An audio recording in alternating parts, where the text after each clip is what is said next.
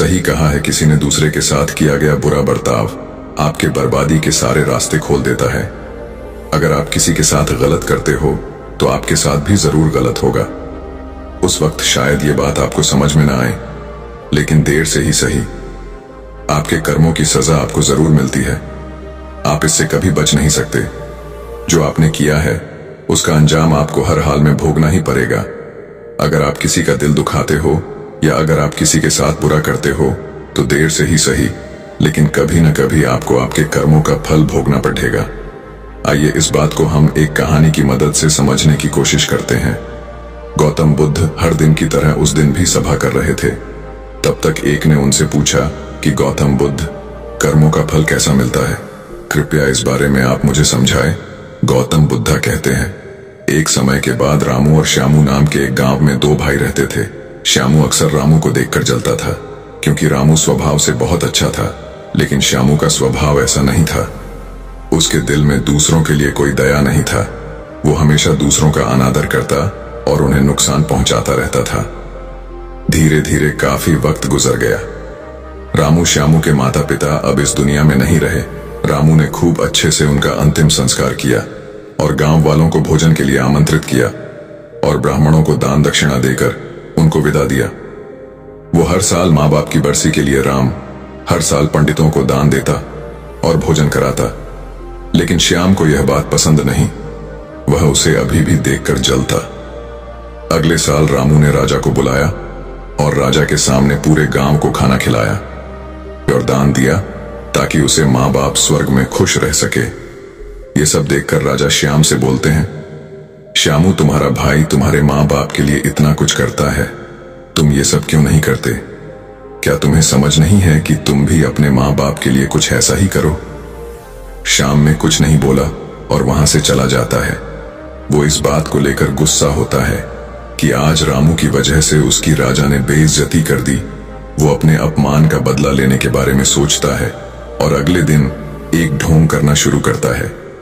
नगर के सामने जोर जोर से चीखने लगता है, मेरे माँ बाप मेरे सपने में आए थे, वो स्वर्ग में खुश नहीं है। वो चाहते हैं कि कोई उन्हें वहां जाके खाना बना के खिलाए, वो तभी खुश रहेंगे। उन्होंने मुझे सपने में कहा था जो रामू को मेरे पास भेज दो, वो उनकी बहुत सेवा करता है, वो इसके साथ बहुत खुश रहेंगे। राजा कहते हैं, ये तो अच्छी बात है, लेकिन इसके लिए तो रामू को मरना पड़ेगा। रामू को सब समझ आता है ये सब कहीं ना कहीं उसको फंसाने की चाल है, लेकिन वो कहता है, चलो इसी बहाने मैं जरूर सेवा करके दिखाऊंगा। रामू मरने को तैयार हो जाता है। वो राजा से कहता है, राजा, आप अगले दिन नदी किनारे एक नाव का बंदोबस्त कराए। मैं नाव से कूदकर नदी में अपनी जान दे दूंगा और फिर मैं स्वर्ग में जाके माँ बाप की सेवा करूंगा। राजा कहते हैं, ठीक है। अगले दिन ये सारे बंदोबस्त कर दिए जाएंगे। रामू नदी से कूद जाता है और सारे गांव में सबको पता लग जाता है कि अब राम इस दुनिया में नहीं रहा। अब वो भी माँ बाप की सेवा करने के लिए स्वर्ग चला गया। श्यामा बहुत खुश था कि उसका इकलौता भाई दुनिया में नहीं रहा। जो भी राजपाट और जमीन है, अब वो सब उसका मालिक बनेगा। धीरे धीरे काफी दिन गुजर चले।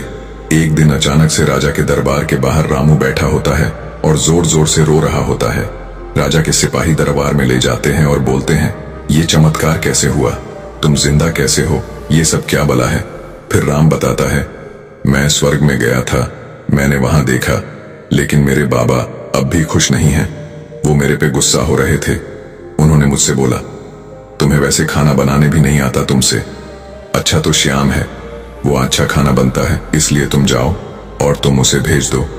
राजा श्याम को बुलाते हैं और सारी बात बता देते हैं कि तुम्हारे भाई ने तुम्हारे माँ बाप के लिए इतना त्याग किया है, लेकिन अब तुम्हारी बारी है। क्या तुम उनके लिए ऐसा कुछ नहीं करोगे? श्याम को अब ना चाहते हुए भी आखिर ये काम करना ही पड़ा है। अगले दिन फिर से सारी तैयारी कराई जाती है, लेकिन राम ने सोचा कि अगले दिन मैं जाऊंगा ही नहीं। अगले दिन मैं शहर छोड़कर कहीं चला जाता हूं। फिर राम ने राजा को सारी बात बता दी थी। दरअसल वो जिंदा कैसे बचा, उसने पहले ही मछुआरे से अपनी बात कह रही थी कि वो उसकी जान बचाएगा। मछुआरे उसकी जान बचाई और वो 1 महीने तक नगर के बाहर रखा और सही वक्त आने पर राजा के दरबार में उपस्थित हुआ। वो वैसा सिर्फ उसको सबक सिखाने के लिए करना चाहता था। राजा बोले चलो अच्छी बात है, लेकिन उधर श्यामनगर छोड़ने का प्लान बना चुका था कि अगली सुबह वो वहां नहीं जाएगा।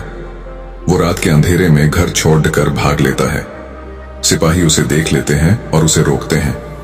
वो द्वारपाल के साथ लड़ाई करता है और एक को धक्का देकर वहीं गिरा देता है और पत्थर पर गिरने की वजह से उसे सिर को चोट लगती है और एक सिपाही वहीं मर जाता है। आखिरकार ये सारी बात राजा को पता लग जाती है। राजा उसे माफ करने वाले थे, लेकिन वो अब और गुस्सा हो जाते हैं। फिर अगली सुबह उसे नाव से वैसे धक्का दे दिया जाता है और वो उस नदी में डूब जाता है। अब उसे अपनी गलती का बहुत अफसोस होता है कि यह सब उसने ये क्या किया। जिंदगी की आखिरी मौके पर भी वह दूसरों का बुरा ही करना चाहा और आखिर में उसे भी अपने जान से हाथ धोने पड़े। तब गौतम बुद्ध समझाते हैं, कर्मों का फल ऐसा ही होता है। बुरे इंसान को आखिरी वक्त तक सही और गलत की पहचान नहीं होता। जिंदगी ऐसी ही नहीं चलती, जिंदगी समझने की चीज है। उसने महात्मा से पूछा, कर्म कैसे बनते हैं?